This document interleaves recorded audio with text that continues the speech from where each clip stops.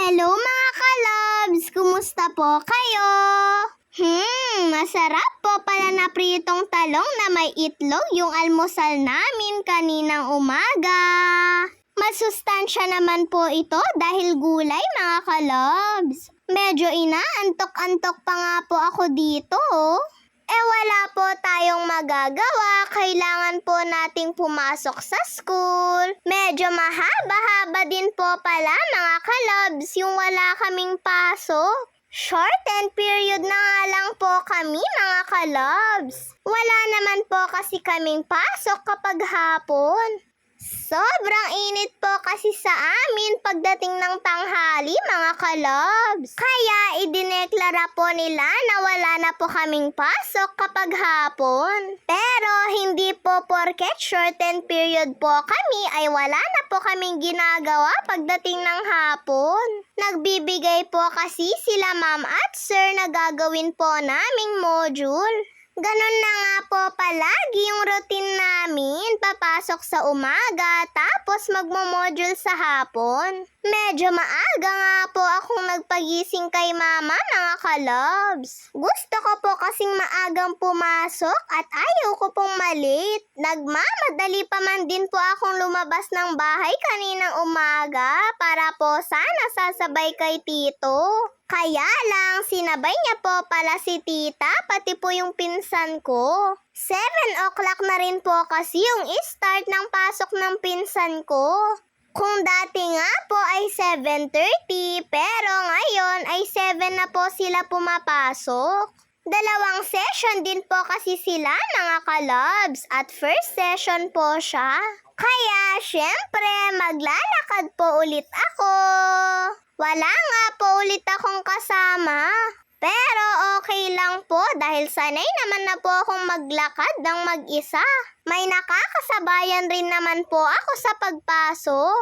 At kaninang tanghali nga po mga kalabs ay ready-made naman po yung ulam namin. Kami-kami nga lang po yung kumakain ngayon dahil wala po si nanay pati po yung pinsan kong si Kulot. Pina-check up daw po kasi ni nanay si Kulot mga kalabs.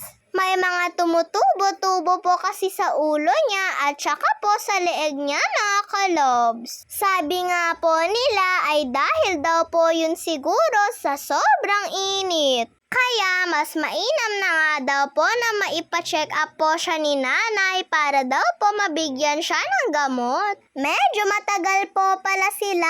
Anong oras na po kasi ay wala pa rin po sila. Siguro nga ay marami din pong nagpapa-check up. At kaninang hapon mga kalabs ay nagpatimpla po ako kay mama ng kape. Eto po pala yung may coffee mate. Kapag po kasi ganito ang gusto kong kapehin ay gusto ko po na si mamang nagtitimpla. Masarap po kasi kung magtimpla si mama ng ganito ko pong kape.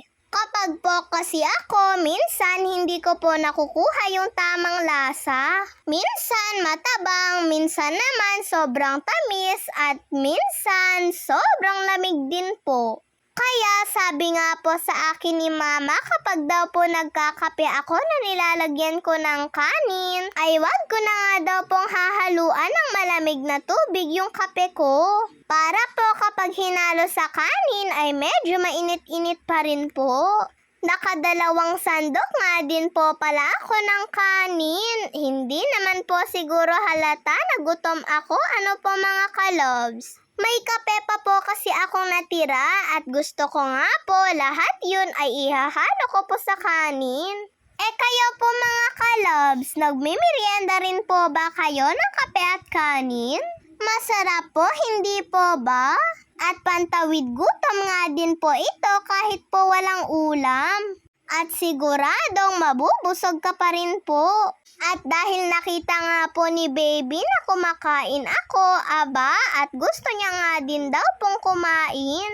Humihingi nga po siya sa akin mga kalobs. Kaya eto na nga at binuhat ko na lang po siya para po masubuan ko siya ng maayos. Kanin nga lang po yung pinapasubo ko sa kanya at hindi ko na nga po masyadong nilalagyan ng sabaw ng kape. Si mama nga po maghapon ang nag-alaga sa kanya dahil umalis po kasi si nanay.